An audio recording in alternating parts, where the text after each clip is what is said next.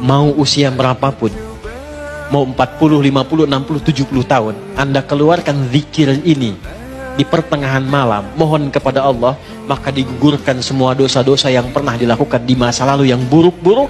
Allah ganti sisa hidup Anda dengan lebih baik dibandingkan dengan yang sebelumnya. Rabbana faghfir lana dzunubana wa kaffir 'anna sayyi'atina. Ya Allah, selama ini salah saya menjalani hidup. Saya minta ampun ya Allah. Mohon jadikan sisa hidup saya lebih terukur dan lebih baik dari sebelumnya yang pernah saya jalani. Siapa yang membaca satu huruf dari Al-Quran, baca satu huruf saja.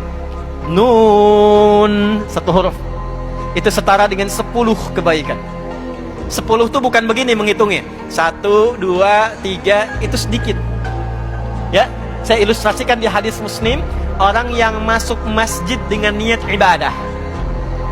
Belum ngapa-ngapain, pengen ibadah, pengen i'tikaf, pengen ikut pengajian, pengen sholat, pengen baca Al-Quran, baru masuk, belum dikerjakan, sudah mendapatkan 25 kebaikan. Jarak satu keduanya 500 tahun, dua ketiganya 500 tahun, tiga keempatnya 500 tahun. Jadi kalau kita baca Al-Quran, satu huruf dapat 10, itu satu keduanya ilustrasinya 500 tahun kebaikan kita dapatkan. Orang beriman gak takut meninggal. Yang takut meninggal itu cuma satu aja, yang tidak punya bekal. Itu aja.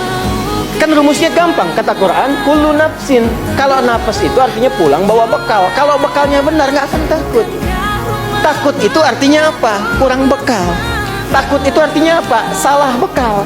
Takut itu artinya apa? Gak punya bekal. Dan biasanya orang yang gak punya bekal itu sulit pulang. Kan mudik kemarin begitu kan? Kalau nggak ada bekal nggak pulang kan? Ya, ditarik pulang pun susah kan? Baik. Nah sebaliknya, orang yang punya bekal itu menyiapkan dirinya untuk pulang. Karena itulah jadilah mayit yang benar. Cari bekal sebaik-baiknya untuk apa? Pulang. Jangan takut dengan dunia. Takutlah kita kalau ditinggalkan oleh yang punya dunia. Antum punya Allah. Gak ada yang kurang. Miliki Allah. La ilaha illallah tertanam dalam hati. La ilaha illallah. Merasa kita punya Allah.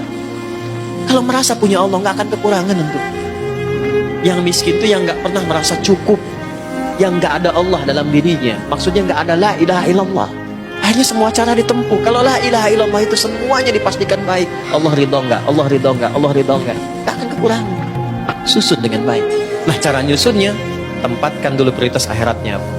Turunkan ke bumi, jadikan sebagai aktivitas, susun rencana, tinggal kerjakan, nunggu meninggal, gitu aja simpel. Percuma antum takut kematian, meninggal juga.